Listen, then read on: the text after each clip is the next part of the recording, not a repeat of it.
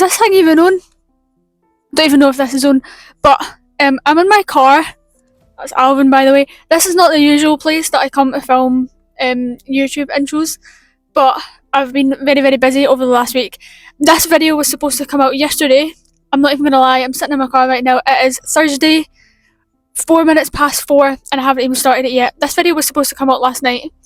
I've been very, very busy. I've had uni assignments and stuff to do. One was due today at 3 o'clock, so I'm finished that, but I genuinely did not have time to make a video this week.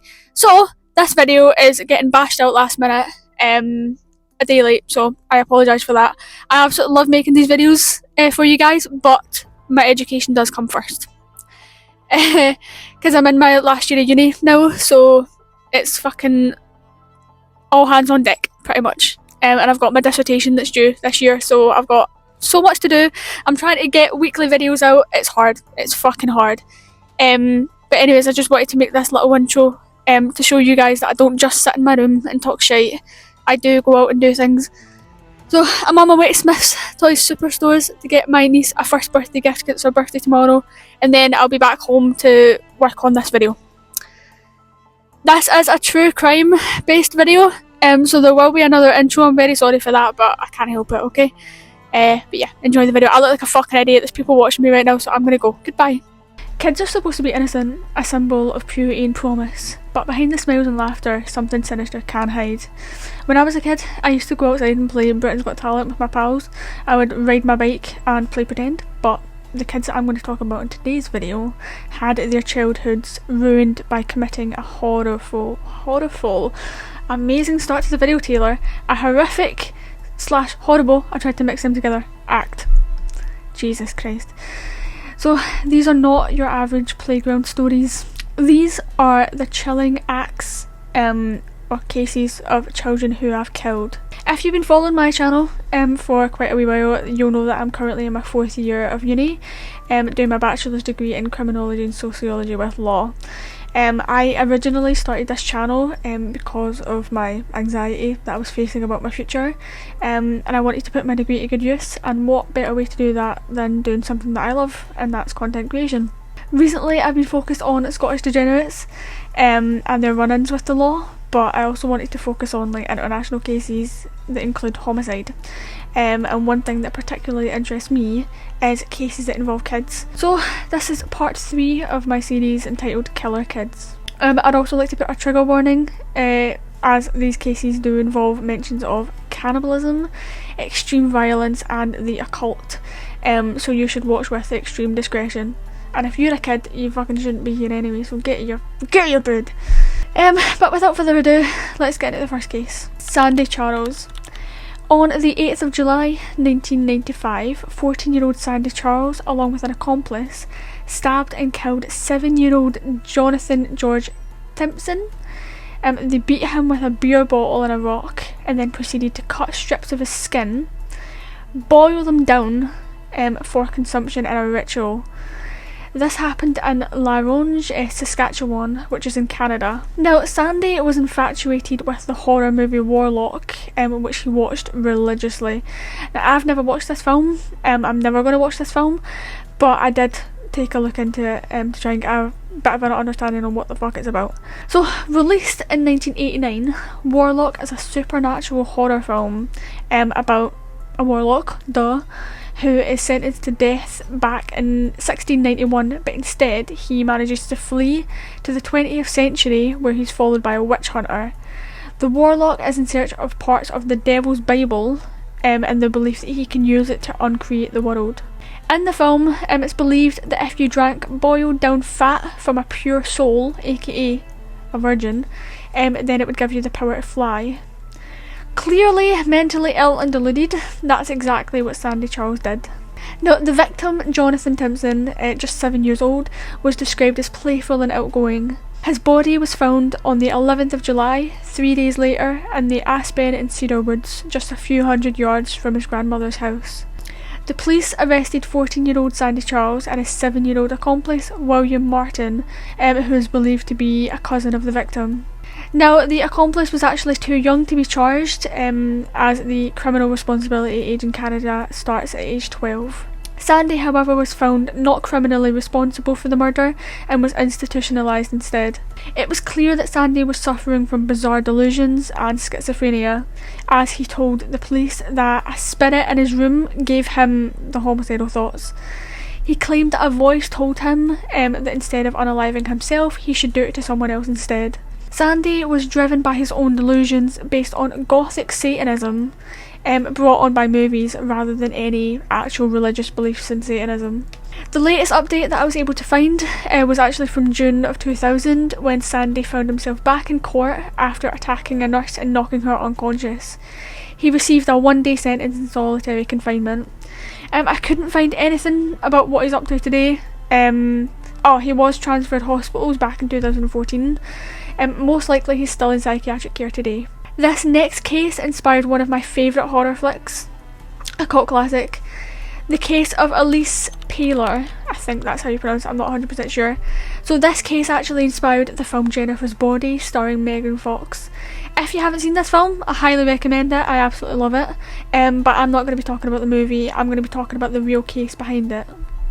So Elise Paylor was a 15-year-old girl from California, United States, obviously. She attended Arroyo Grande High School and was described as a vivacious teenager. On the 22nd of July 1995, 3 teenage boys, Royce Casey, Jacob Delischmutt and Joseph Fiorella, lured Elise to a Nepomuk eucalyptus grove with the idea that they were going to have a smoke. Smoke that funky shit. However, instead, Jacob actually strangled Elise with a belt before Joseph Fiorella stabbed her in the neck with a hunting knife. She was then stabbed several more times in the neck and back by Royce Casey and Jacob. Now, none of these wounds were instantly fatal, so Elise actually slowly bled to death in excruciating pain. After she passed, they'd previously discussed having their way with her corpse, but instead they buried her body in a shallow grave and swiftly left. Now, the reasoning for this sick crime is a bit bizarre and disgusting. So the trio were actually a part of a death metal band, and they believed that by making a sacrifice to the devil that it would make them play better. And ultimately it would give them their big break to become famous. Now in the movie this works, but in real life not so much. So Elise's body was discovered after Royce Casey confessed to his role in the crime and led authorities to where she lay. All 3 boys were immediately taken into custody and charged. So their accounts included murder, conspiracy to commit murder, conspiracy to commit R-word, and kidnapping. So all 3 were found guilty and sentenced to 25 to 26 years in prison. Now the family of the victim actually made an attempt to sue the band Slayer, stating that the band's music actually influenced the trio to commit the murders, but the lawsuit was thrown out by a judge. Since then, 2 of the boys have actually been released back into the general public. So Jacob Delischmutt was released in July of 2025 and Royce Casey in August of 2025, just 3 months ago. Our final case is another shocking one. So Sharon Carr, nicknamed the Devil's Daughter, was a 12-year-old girl who murdered 18-year-old Katie Radcliffe at random as she walked home from a nightclub in Surrey, England, back in 1992. In school, Sharon was described as polite and helpful by her teachers and fellow pupils. Later on, however, she became much more badly behaved and showed signs of extreme aggression. It was stated that she had problems with authority as well, and it was actually the head teacher of her school, Cornwallis Junior School, that had to contact social services about her behaviour, in which she was briefly placed into foster care after the span of about a month before returning home. In the early hours of the 7th of June 1992, Katie Radcliffe was walking home from a night out in Camberley, Surrey, where she was attacked by the then 12-year-old girl. She was stabbed 32 times through her ribs, her heart and her private areas. Her body was discovered by a group of boys later on that morning. So the police began their investigation, and it was because of the brutality of the crime and the fact that her body was sexually mutilated that the police believed that it was an adult male, not a 12-year-old girl. So the case actually went unsolved. It was actually 2 years later, on the anniversary of Katie's murder, that Sharon actually attacked a fellow pupil, aged 13, with a knife in the toilets at Collingwood College Comprehensive School. So Sharon stabbed the victim in the back, causing her lung to puncture. The attack was then stopped when 3 fellow pupils entered the toilets and intervened. The victim said that Sharon was happy during the attack and that she was smiling throughout it, which is... oh, that's creepy, man. After her arrest, Sharon admitted that she gained pleasure out of hurting animals and that she'd actually beheaded a dog before. So Sharon was taken to multiple medical assessment centres where she continued to attack people. She was charged with 2 counts of causing bodily harm after she attempted to strangle 2 members of staff. She was detained in various psychiatric units, but again she continued to assault other females until she was transferred to an all-boys unit. Soon after she was transferred to Bullwood Hall. Staff actually discovered that Sharon was behind the murder of Katie Ratcliffe after she would write about it in her diary and talk openly about it. So the staff, of course, alerted police, who seized her drawings and her diary. It was in here that she described her sexual excitement during the killing, sorry, just one. Now I'm just going to put a warning for some of the things that I'm about to read, as they are extremely disturbing. So she wrote, "If only I could kill you again, I promise I would make you suffer more this time, you effing slag. Your terrified screams turned me on." She also wrote, "I swear I was born to be a murderer. I'm a killer. Killing is my business and business is good." This is absolutely insane to come from a child, a literal child.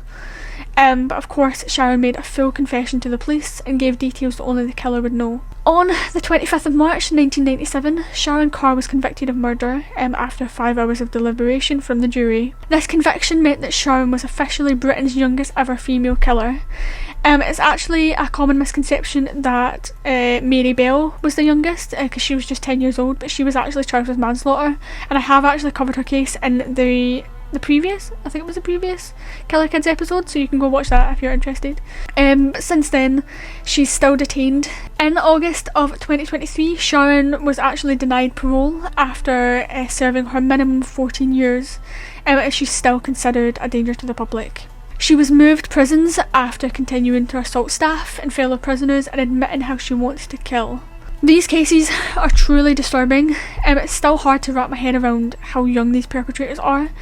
But that's all that I've got for you guys today. Again, I'm so sorry that this video was late, but I'll get back on track for next week. I've just been so busy with uni, and I'm trying hard, but in order for me to keep going and giving you guys weekly videos, we need to grow, and it's with your guys' support that we're able to get there, and we're able to get these weekly videos out, which is so good. And of course I'm also branching out and doing more true crime content. I'll be back to Scottish Degenerates. I have so many more to cover, but we're getting there, slowly but surely. But yeah, thank you all for watching. I'll see you guys next time.